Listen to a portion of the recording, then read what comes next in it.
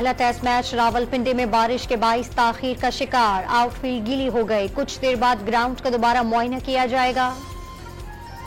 Iran के शहर Yazd में पाकिस्तानी ज़ायरीन की बस को खौफनाक हादसा। मरने वालों की तादाद 35 तक पहुंच गई। 18 जख्मी। बेशतर अफराद का ताल्लुक लाड़काना, घोटकी और सन के दीगर शहरों से है। ब्रेक फेल होने के बाइस हादसा पेश आया। उलटने के बाद बस में आग लग गई।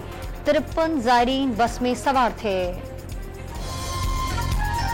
इस्लामाबाद और रावलपिंडी के मुख्तलिफ इलाकों में कहीं हल्की तो कहीं तेज बारिश। मौसम खुशगवार हो गया। सड़कों पर पानी जमा होने से शहरियों को मुश्किलात। लाहौर, जहलुम, गुजरात समेत पंजाब के बेशतर शहरों में बादल बरस पड़े।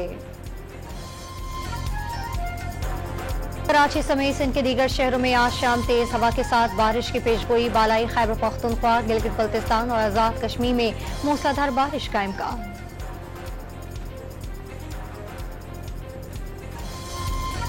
कराची में कारसाज ट्रैफिक हादसे की मजीद सीसीटीवी फुटेज सामने आ गई। मुकदमे में कत्ल बिल सबब के दिफा का इजाफा। मुलजिमा नताशा के मेडिकल के लिए नमूने आज लिए जाएंगे।